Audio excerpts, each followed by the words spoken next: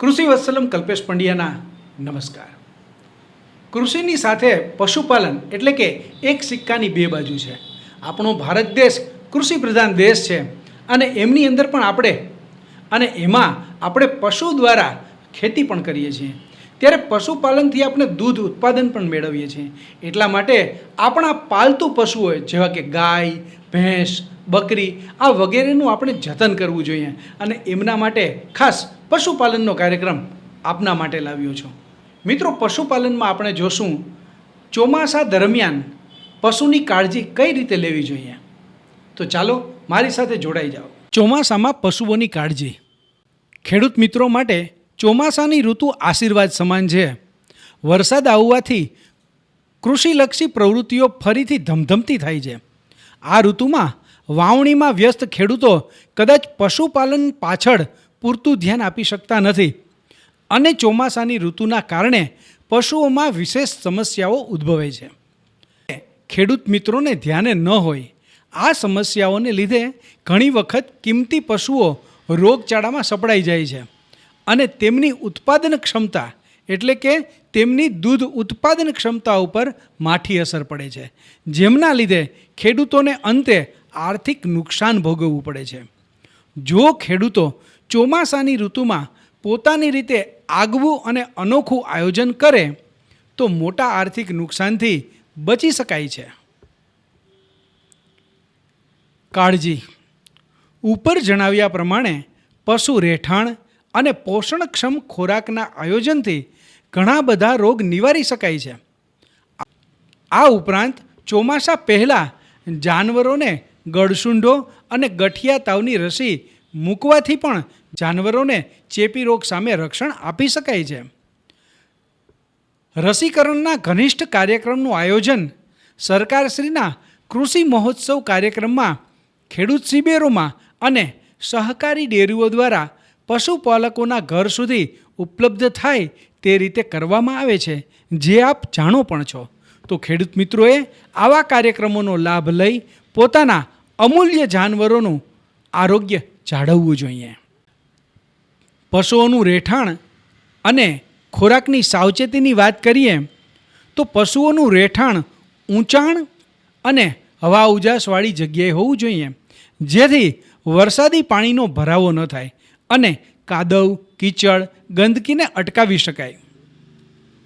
પશુ રહેઠાણમાં કોઈ જગ્યાએ પાણીનો ભરાવો ન થાય તે માટે અગાઉથી ચોમાસા પહેલાં આયોજન કરી રહેઠાણની ગટર, કુંડી વગેરે સાફ કરી ચોખ્ખી કરવી. પશુ આવાસનું છાપરું અને ભોંયતળિયું પણ વ્યવસ્થિત કરી તેમાં પાણી ન ભરાય તેવું આયોજન કરવું જોઈએ. પશુના રહેઠાણમાં પૂરતા પ્રમાણમાં હવા અને સૂર્યપ્રકાશ મળી રહે તે આવશ્યક છે. આમ થવાથી પશુ રહેઠાણમાં ભેજની માત્રા પ્રમાણસર રાખી શકાય છે. ચોમાસા દરમિયાન પશુ આવાસમાં એકત્રિત થતા મળ, મૂત્ર તથા અન્ય કચરાને તાત્કાલિક યોગ્ય જગ્યાએ નિકાલ કરવો. નિકાલ કરવાની જગ્યા પાણીના વહેણથી, તળાવથી કે નદીથી દૂર રાખવી કે જેથી કરીને પાણીનું પ્રદૂષણ અટકાવી શકાય અને માણસોમાં થતા ઘણા રોગને નિવારી શકાય છે. પશુ પ્રત્યે આપણે સાવચેતી અને સાવધ રહેવું જોઈએ, કારણ કે જો પશુ તંદુરસ્ત હશે તો આપણને દૂધ ઉત્પાદનની એમની ક્ષમતા વધશે અને જેમને હિસાબે હંમેશા આપણને ફાયદો થતો રહેશે. અને બીજું કે કોઈ પણ પ્રાણીને આપણે પાલતું પ્રાણી છે તો એ ખુશ હશે ત્યારે જ ખેડૂત ખરા અર્થમાં ખુશ રહી શકે છે. તો મિત્રો, આગળ ઉપર પણ ચાલો આપણે કઈ રીતે પશુની કાળજી ચોમાસા દરમિયાન લેવી જોઈએ એમની આગળ વાત કરીએ.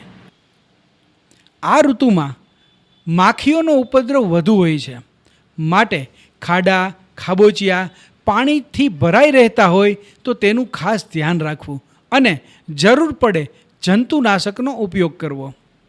જો પશુ આવાસમાં ભેજનું પ્રમાણ વધી જાય તો શ્વસન તંત્રમાં ન્યુમોનિયા જેવા રોગ પણ થાય છે. ઉપરાંત ભેજવાળા વાતાવરણમાં અન્ય ચેપી રોગોનો પણ ઉપદ્રવ વધતો હોય છે. ચોમાસા દરમિયાન જાનવરોના ખોરાકનું આયોજન ખૂબ જ કાળજી માંગી લે છે.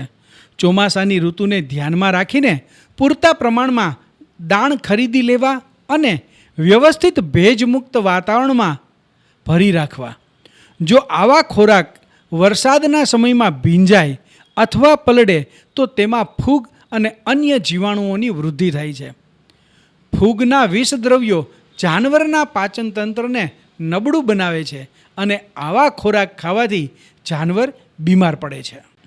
આ ઋતુમાં પશુઓ માટે જરૂરી સૂકાચારાના સંગ્રહ અગાઉથી જ કરી લેવો જોઈએ અને આવી રીતે પૂરતા જથ્થામાં સુરક્ષિત જગ્યાએ સંગ્રહી રાખવો જોઈએ, જેનાથી ચાલુ ચોમાસામાં સૂકાચારાની અછત અને ઊંચા ભાવની મોટી સમસ્યા નિવારી શકાય છે.